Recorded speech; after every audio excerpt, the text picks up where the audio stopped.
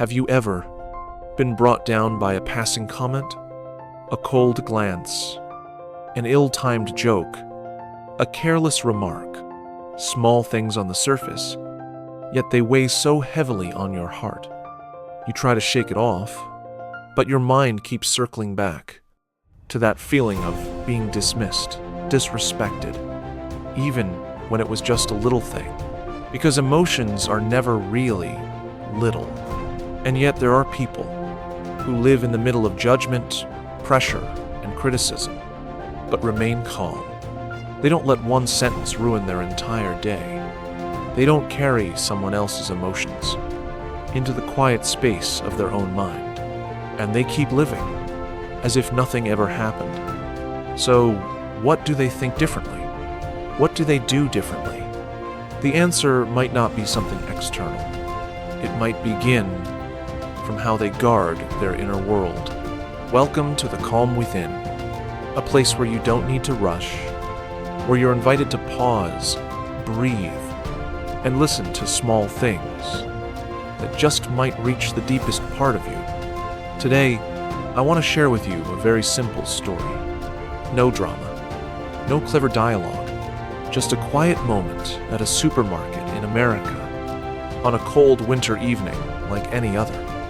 And yet, that moment reminded me of a kind of peace that doesn't come from circumstance, but from how we choose to respond to the ordinary discomforts of everyday life. The story. Check out line number 6. It was the end of a long workday. A man stood in line at the grocery store, holding a few things: milk, bread, a box of cereal. He looked tired. You could see it on his face. In front of him stood an elderly woman, fumbling with a handful of coins and a few worn-out coupons. The scanner wouldn't register them. The young cashier sighed. People in the line began to grow restless. Someone behind the man spoke up, loud enough for everyone to hear. "Can we move this along? Some of us actually have places to be." The woman's hands shook. She looked embarrassed.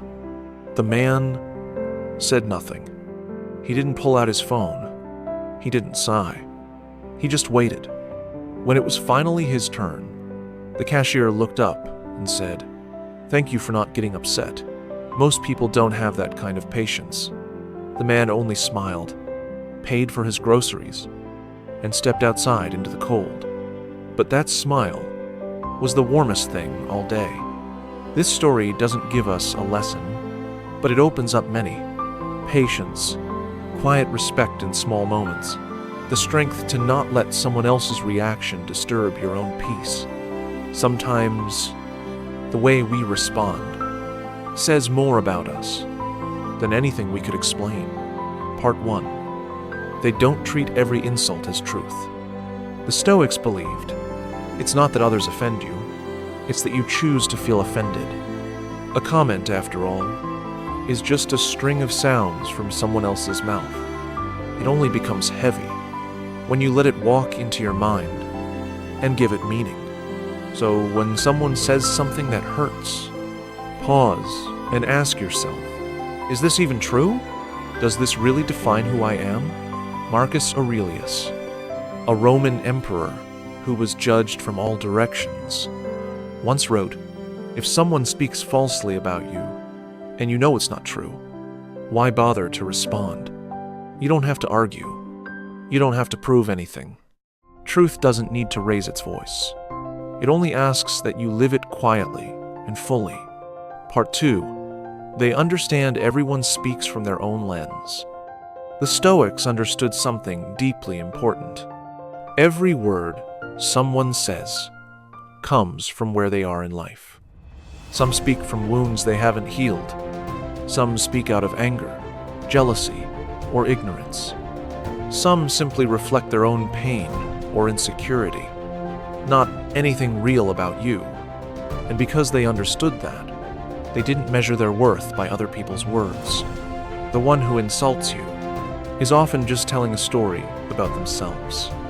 Stoics don't react emotionally. They observe, they understand, and they choose not to get pulled into unnecessary battles. They believe, I'm responsible for how I feel. No one can control my emotions unless I let them. And because of this, they protect a quiet space within themselves, a space no one else can touch. Part 3. They respond with reason, not reflex. Feeling offended is a reflex, but staying calm is a choice. When someone says something that hurts, our first reaction is often to feel angry, defensive, or to lash out. It's human. It's natural. But the Stoics don't stop at that reflex. They take a breath. They don't respond right away. Instead, they watch the emotion rise and ask themselves, is my anger necessary right now? Will reacting help? Or will it just make things worse? Most of the time, the answer is number. You don't need to respond to every careless word. You don't need to prove your worth to anyone. You don't need to let anger do the talking. Reason helps them choose calm over chaos. And that doesn't make them weak. On the contrary, it's the quiet strength of someone who knows exactly what they're doing. Part 4. A visual to carry with you. Picture a still lake in the early morning. Someone walks by and tosses a small stone into the water. Ripples appear spreading out, disturbing the calm. That stone is someone else's comment, reaction, or judgment. But if you don't throw more stones, if you don't flail around in your own reaction, if you simply let it pass, the lake will return to stillness. This is how Stoics train the mind. They don't try to stop others from throwing stones. They simply refuse to let others decide whether their inner waters stay calm or not. True peace doesn't come from a world that never hurts you. It comes from not letting those hurts stay lodged inside.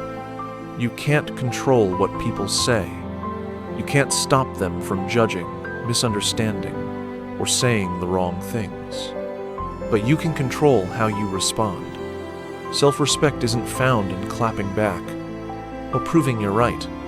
It's found in knowing who you are, what truly matters to you, and not letting passing words reach the deepest part of who you are. Hold on to that steadiness. Choose silence when needed. And remember, no one can hurt you unless you let them. Thank you for listening. If this video helped you stay a little calmer in the face of hurtful words, please like and subscribe to The Calm Within, because you deserve to be reminded. True peace doesn't come from what others say, but from how still you keep your own mind.